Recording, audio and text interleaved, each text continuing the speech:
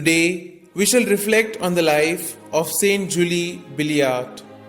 Born on the 12th of July 1751, Marie Rose Julie was the fifth of 7 children of a devout family that owned a small business in Picardy, France. Early in life, she showed a deep attachment to things spiritual, and at the age of 14, took a vow of perpetual chastity. 2 years later, misfortune overtook her father. His business failed miserably, and Julie thenceforth had to hire out and work for others. Radiating a contagious love of God and an eagerness to be spiritually helpful to the young around her, she was permitted in the year 1770 to receive Holy Communion daily, something unheard of in the Jansenistic age. Then a calamitous event occurred.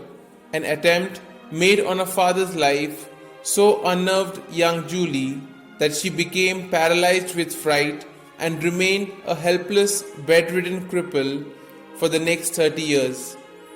But the spirit of the saint of Kavili could not be broken. Her mystical life at home and her intimate communion with God became even deeper. During the 6 terrible years of the French Revolution, she was repeatedly in danger of death at the hands of the Republicans and had to be moved from one place to another. Mass and Holy Communion were only possible at odd intervals, whenever some 100 priests was in the neighborhood. Through it all, Julie continued to direct her works of charity from her home, being particularly anxious to offset the evil doctrines of the day by providing through pious friends for the education of poor orphans and later on of girls in general. Finally, at Amiens in August 1803, with the cooperation of Francoise Blaine de Bourdon, Viscountess of Guérénescourt, and Father Joseph Varin de Enville, the superior of the Fathers of the Faith, Julie set her work on a permanent footing with the founding of the Institute of the Sisters of Notre Dame de Namur. The following June, the crippled Julie, then aged 53, was urged by a certain priest named Father Enfantin to make one single step for the love of the Sacred Heart of Jesus, and found herself suddenly and completely cured of her paralysis. She could now devote all her energies during the remaining 12 years of her life to spread the Institute.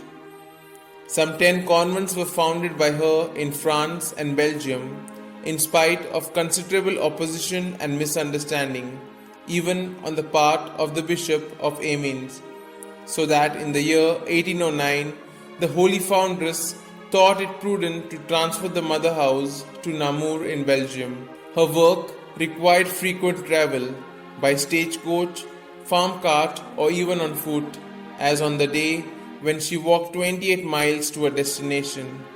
Her strength and courage seemed inexhaustible, her zeal for souls and her ardent charity making all deprivations and sufferings appear of little significance.